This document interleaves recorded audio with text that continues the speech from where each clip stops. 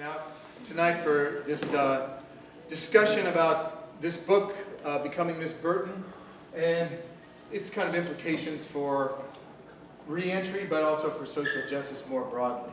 So maybe just to give you a little bit of background, but before I do that, I want to thank a few people for making this possible.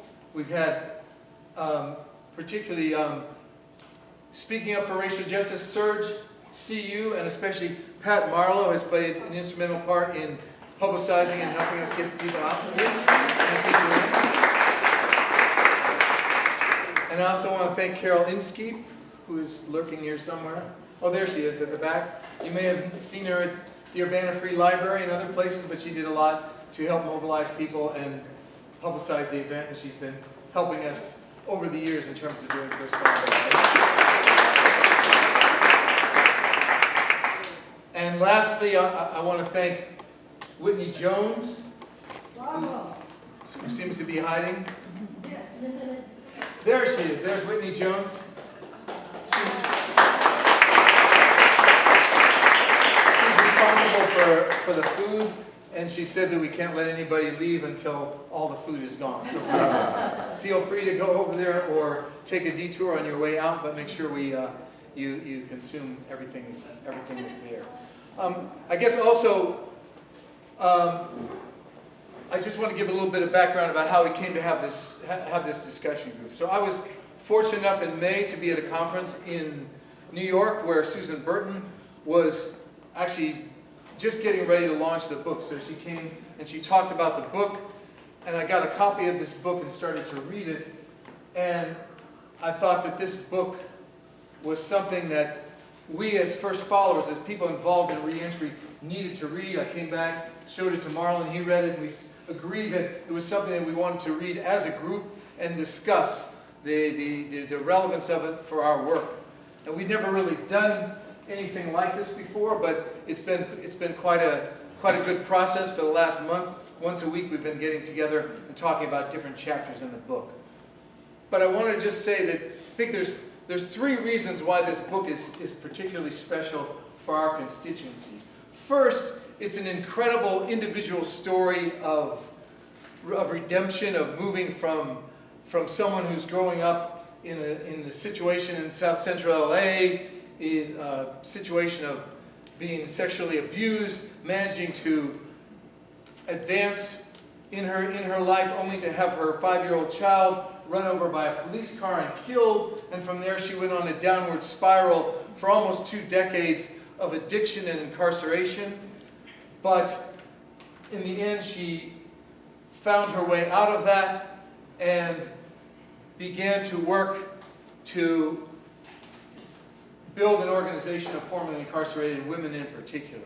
So we have a lot of stories of personal redemption. This is one of the most powerful, and just reading it at that level is quite important. But there's 2 other things that make it extremely relevant for the work that we do. I think, secondly, I'm calling it the most important book since the new Jim Crow about mass incarceration, because it gives us a perspective on mass incarceration that weaves together her personal journey with the system, with systemic racism, with systemic oppression, and with her intermingled with her experience as a black woman and the experience of black women in particular in the process of mass incarceration. So it's really a unique chronicle of mass incarceration in a way that's not academic, that's accessible for a large number of people. But thirdly, and what makes it really hit home for first followers is it's a story of how to build organization. Because the significance of Susan Burton is not simply that she's followed a path of personal redemption, but that her personal redemption has led her to connect up with other formerly incarcerated women, other formerly incarcerated people, and broader social justice movements. And to use the chain of transition houses that she has set up in Los Angeles as centers of community organizing. And as first followers, our slogan is building community through reentry, and we've always felt that Susan Burton's program was kind of a model for what we wanted to try to achieve. We're certainly not anywhere near where she is, but reading about her story was very important to us in terms of conceptualizing how we might move forward. So that's just a brief summary of how we came to have our own reading group, and then we wanted to extend the discussion to share some of our views on the book and also to engage with people in the community on the issues that are raised. So the structure of what we're going to do tonight is we're going to show a short video about Susan Burton. It's about 10 minutes long, but for people who haven't had a chance to read the book or who aren't familiar with Susan Burton, it will at least kind of outline her biography and give you a chance to kind of connect with her as a person, to connect a voice and a face with what we're going to be talking about. Then a number of people from First Followers who have been reading the book are going to come up and talk briefly about their reactions to the book, what touched them about the book, why they think it's important. And then after that, Marlon's going to facilitate some small group discussions, and the peer mentors from First Followers, Tamika, Tammy, Charles, Chris. It's because I'm sitting here to me. Chris will, and myself and Marlon will join in those groups to help facilitate and share the discussions. So I'm going to show the video now, and then we'll hear from Charles Davidson as our first speaker. So we're going to hear from Charles Davidson, First Followers peer mentor, his response not just to the video but to the book and to our discussions about it. Okay.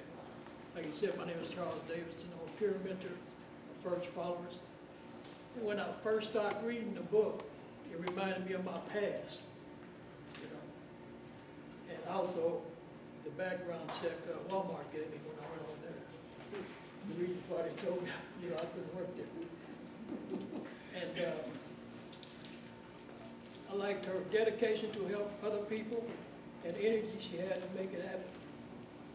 And how she always would put herself second in order to help put someone else first.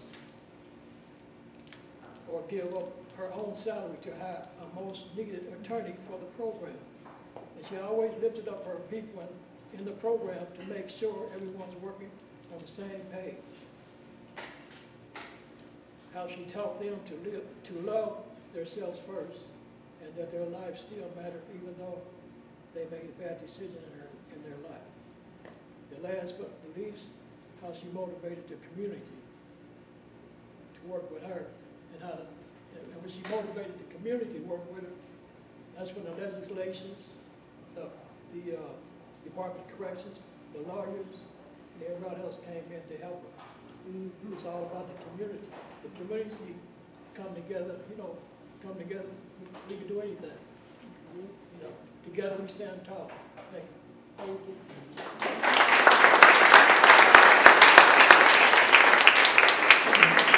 Thank you, Charles. Next we'll hear from Tammy Bond, who first has to shut off her phone there. I thought I turned it off. I'm sorry. Oh my goodness. And it's always my sister. That sister. Okay. I'm Tammy. I'm the peer mentor coordinator at First Followers. And I want to start with a quote. Sometimes it's the people who no one imagines anything of who do the things that no one can imagine. What I got from the book is Susan Burton herself. My favorite poem is Phenomenal Woman by Maya Angelou, and that is who Susan Burton is, a phenomenal woman. Other than my mom, she has tenacity unmatched by anyone else I can think of. Her pre-Miss Burton years, as I call the years before she was Miss Burton, is the same story that thousands of people have across the country, probably hundreds of thousands. So why don't we have thousands of Susan Burton stories, or even thousands of Susan Burtons? So in chapter 16 of this book, it's called A Tale of Two Systems. Susan says this while she's in rehab. Most of the people in the program had never been arrested, but those who had described an entirely different criminal justice system. Able to afford good attorneys, they avoided incarceration altogether. Instead, they were assigned a court card requiring that they complete a diversion program, which was either an individual recovery program like Claire, which is the rehab center she's in, or community AA meetings. Once the minimum requirement was met, they returned to court with their signed card and charges were dismissed. In this alternate world to the one I've known, where I was always steered down the same dead-end road, excuse me, the people here had been diverted away from prison and directed toward opportunity. Why hadn't the justice system ever invested in me with a court card? Why had it been up to me to fight my way here, to beg, borrow, and practically steal my way into recovery? One of the men shared that he was here because he'd been driving drunk and hit a police car. In my neighborhood, that'd be called attempted murder. But this man, white, living in Santa Monica, was sentenced to community service, which entailed painting a jail. He complained that he hated painting that jail, that it had been the ugliest shade of green, and now he couldn't stand the sight of anything resembling that color. I listened silently, thinking about my brother Michael, who'd been sentenced to 8 years in prison for falling asleep at the wheel with no alcohol or drug involvement, and he still had to serve the full sentence even after being diagnosed with narcolepsy. So think about that for a while.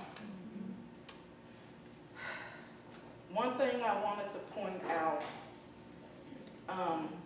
also another thing I should say, is at the beginning of chapter 20, which is the wall of no. And it says, 65 million Americans with a criminal record face a total of 45,000 collateral consequences that restricts everything from employment, professional licensing, child custody rights, housing, student aid, voting, and even the ability to visit an incarcerated loved one. Many of these restrictions are permanent, forever preventing those who've already served their time from reaching their potential in the workforce, as parents, or productive citizens. So think on this. This is happening at alarming rates, disproportionately among Black and brown people. So how do we change this despairing system? Many people don't want to think about it, but this was an issue that dates back over 200 years ago and wasn't resolved with the civil rights movement. Yes, the civil rights movement was great and it started a lot of things rolling, but we're still dealing with some of the same issues. As I said, we're still addressing some affliction, and as Susan points out in her book, her way is the slow way. She's helping, she mentions it over. I'm helping one person at a time, which is damn good when you read the book. It's very inspiring. But we have to stop treating the symptoms and fight the disease. Something else that I learned from this book. Reentry reform laws is a start, but how many of you are going to leave here fired up for this cause and then fizzle before taking the first step? Think about that, because I've done that, left forums like this, just, okay, I'm in there, I'm with this boat, and then leave and it's ho-hum back to my regular life. I urge you all to celebrate Reentry Day in Illinois. It's Monday, July 3rd. Representative LaShawn Ford got that passed through the legislature. And there's a town hall meeting regarding this reentry day in Chicago at 10 a.m. on Monday. There's some flyers over there. I'll be there because I'll be speaking. And lastly, my favorite quote is by Margaret Mead. Never doubt that a small group of thoughtful, committed citizens can change the world. Indeed, it's the only thing that ever has.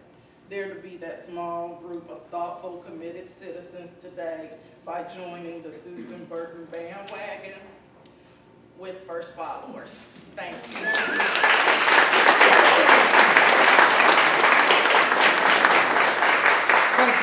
Thanks very much, Tammy, for stirring us to action, and I hope people will follow through on her wishes and motivations. We're now going to hear from Chris Miner. Hello everybody, my name's Chris. I am actually the newest paramedic with First Followers. The book was a great book and there were many great personal stories, but what I'm going to address actually is the overarching, recurring thing that keeps popping up in the book. It's politics and bureaucracy and why that has to come into play every single time. I mean, I think we know this is all about money. There's two examples from the book I'm going to go over really quickly. First of all, in 1996, we had a great president, Bill Clinton, and he was promising welfare reform. Okay, that comes up every 4 years, actually, that's a constant thing. And it was the Welfare Reform Act where he pledged to end welfare as we know it. Well, whenever they want to cut welfare, generally the money is going to come away from the most marginalized groups possible. And one of the stipulations for this was that anyone convicted of a felony was banned from life from food stamps. Susan stood up for that. She went to the state legislature, and one loophole that Mr. Clinton left in this was that states could make up their own decisions. For some reason, California being as liberal as we think of it as being, they didn't overturn it. They went with it. So Susan went and stood up, and she spoke a couple times. Governor Davis rejected it once, vetoed, even though state legislature said, yes, we can do this. Brown vetoed it again. Then we get the governor, Arnold Schwarzenegger came in, and finally he passed. So that got through, but why did it have to go through that? Why couldn't we immediately be like, this is common sense? If you take somebody with a felony conviction and tell them they can't have food stamps, what do you think they're going to do? They're not going to starve. They're going to find a way to get the food. And they'll probably land right back in prison so they can make more money off of it. The second example I have, once again California, with Susan being from California, laws aren't exactly the same as Illinois, but you can still figure out the issues and how they're comparable to what we have in Illinois. So there was a lady named Flo Zell. It was a friend of hers and somebody she knew, a client and somebody who worked with her. She was an abused woman, and after so many years of abuse, she finally pulled out a gun and killed the man that was abusing her. So she went to prison. She got 30 years to life.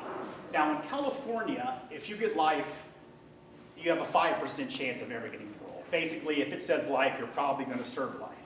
But the parole board cleared her in 2002 for the first time. So the people who really worked with her and knew that she was rehabilitated and was fine to be back in society were overturned by a governor. There's that Governor Brown again. Governor Davis. And it happened again 2 years later. Then 2 years later, we're in 2007 here, so 6 total years that she's been cleared where she should have been let out of prison. Finally, once again, was Arnold Schwarzenegger came in. And he didn't do it like a big, great cause. He did the last second. He swooped in and said, okay, we can finally let her go.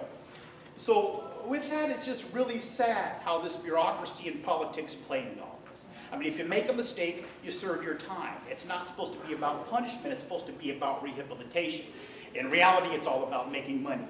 So yeah, definitely check this book out. Being a political science background, it was hard for me to look at anything except the politics of it. So that's my take on it. Thank you.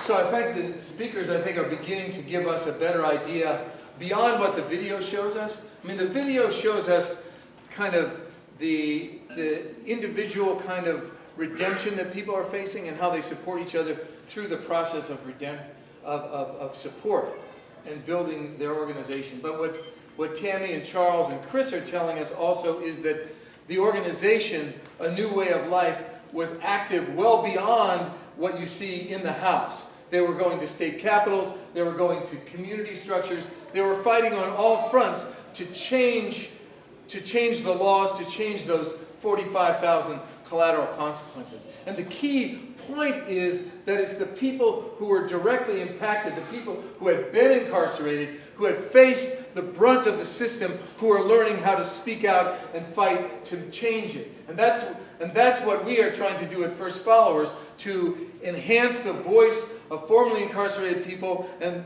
people who have had loved ones incarcerated into the debates and discussions around the issues that affect the criminal justice system, and change it from the bottom up. So we have one more speaker. We are very pleased that Cassandra Hunt has arrived to give us the closing.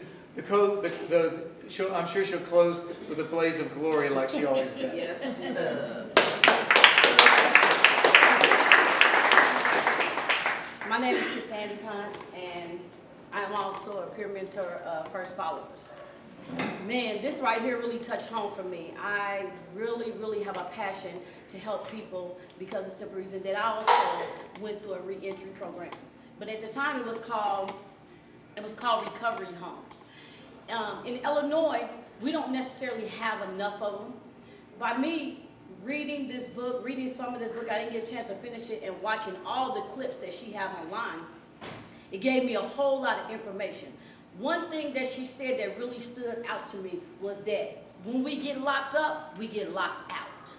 And when she said that, what she meant is the fact that when you get locked up, you think your sentence is done once you go do however many years it is, but it's not, because when you get out, you're locked out of jobs, you're locked out of housing, you're locked out of certain opportunities, education, certain things that you would be able to do if you had never got locked up. You're locked out of that. So that right there stuck to me. I was like, man, that right there, in her voice, I would like to say, when you get locked up, you get locked out. Second thing that I like to point on is one of the things she said. It takes $40,000 to $50,000 to house one inmate in the judicial system. In order to run her house or to house a person in her program or in our program, First Followers, it would take you $20,000. Do the math. Our state is already broke. But why are we getting ourselves more broker by constantly sending people to be incarcerated when we could send them to reentry homes, we could send them to recovery houses, we can help them with the problem that leads them back to the penitentiaries. It's not necessarily so much, it's easy to lock them up. It's hard to try to help them rehabilitate them for real. That's what they want us to believe.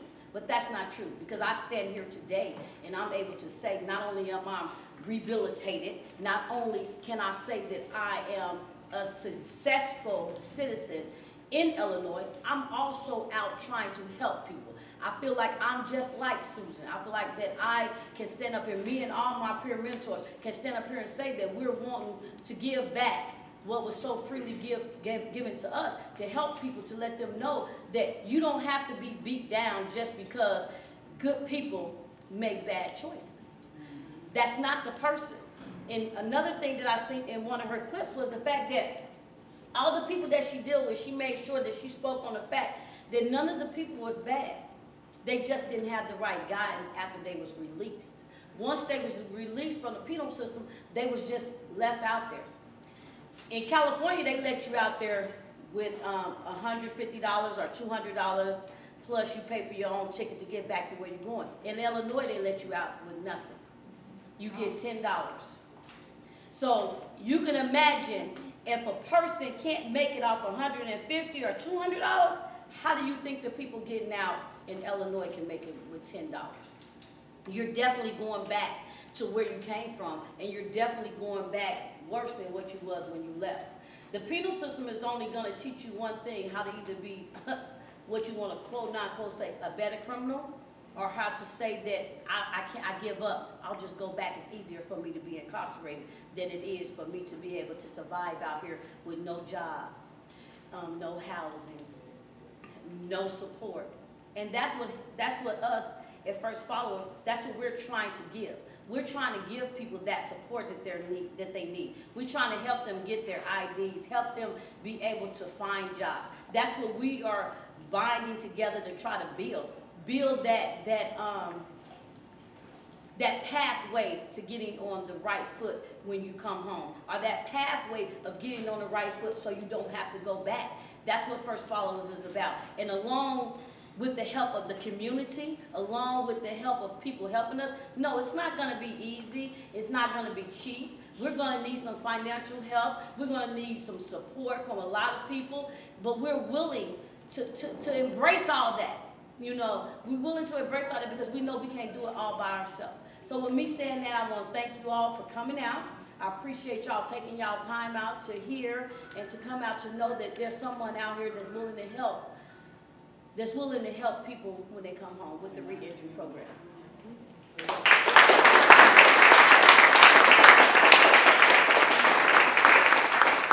Thank you, Cassandra, and thanks to all the peer mentors for sharing your connection with the book. I hope it's got people stirred up and thinking about the process of reentry, but also thinking about what you might do to get involved. At this point, I'm going to hand over to Marvin Mitchell, founder and co-director of First Followers, and he's going to take us through the next stage of the program. All right. First of all, I'd like to thank everybody for coming out. Many of you know me already. A few new faces that I do not know. But for those who don't know me, my name is Marvin Mitchell. I'm actually from Champaign-Urbana. I wasn't born here, but I moved here when I was about 7 years old, but I've been a resident of Champaign-Urbana for that long. But I just want to touch a little bit on what the book meant to me. When James came back from New York, he had texted me before he got back, and he had told me that he had met with Susan Burton. I was fortunate enough, maybe a couple of years ago, Susan Burton was actually here on our campus at the University of Illinois. I had an opportunity to sit down and have lunch with her. And at this time, I had these ideas of floating in my head about what does a reentry program look like, because I knew from the community in the neighborhood I came from, we really needed it. There's a lot of my friends, family that have been incarcerated. I have a brother that's doing 28 years in the penitentiary. As we speak, he's been there about 12 years. So in the black community, the black and brown communities, low-income communities as well, we know what it's like. So with that being said, when James texted me and said he met with Susan Burton and she has this wonderful book out, it really gave me an opportunity to orientate what we have been doing versus what we need to go. I know we have a great group, all my peer mentors, and we're constantly growing. We have a lot of volunteers in the community that have come on board that have that vested interest. And I just think that this is just the beginning of something that's going to grow bigger and bigger. Because at the end of the day, 90 to 95% of the people that are incarcerated in the state of Illinois are returning home. They're coming back to our communities. Whether they're going to be in your direct communities or in my direct community, it's always going to affect us somehow, some way. So with that being said, James told me about it, I read the book, and I read it from a different perspective. I enjoyed the qualitative stories about her life. I really appreciated that. But I also looked at it from a perspective of how do you organize? How do you put together the necessary pieces to get to where you want to be? And that's kind of what we've been doing. Now, me being a PhD student at the University of Illinois, I have a real critical eye on how to get to places. So with that being said, I looked at it from a perspective of organizing, motivating, building capacity. And also, there's a piece in there, and I think Chris touched on it a little bit. It's this whole thing about the political nature of things. Now, we all know what a system is. And if we don't know what a system is, we've all been part of a system. And systems work behind the scenes a lot of ways. You know, me being an African-American male, when I was young, growing up, there was always this sense of some sort of phenomenology that was going on. I couldn't convey it, I couldn't articulate it, I couldn't put my finger on it. But as I got more educated and started to pay attention not only to things that were happening to me personally, but things that were happening that were interrelated around me. So that's kind of how I looked at the book, and it really motivated me for two things. One, it shows that there are people that are out there who care in this community. That's the first thing. And a lot of things, the second thing is a lot of things that Susan Burton was doing along her journey the last 15, 20, 30 years of putting a new way of life together, we've already started that process. Without even James or I reading this book, we had already started a lot of this process. And I think The book is a great read. It's an easy read. It's a page turner. They're very small chapters, and as you read through it, it'll really get you to think critically, and it'll really get those creative juices to flowing. So I would encourage any who haven't read the book to go out and read the book. I mean, we thought it was such a great read that we also gave it to all our board members, and they've been reading it. So we've had these critical discussions, and we want to thank you all for coming out and sharing with us our experiences and how they relate to the book and what has motivated us.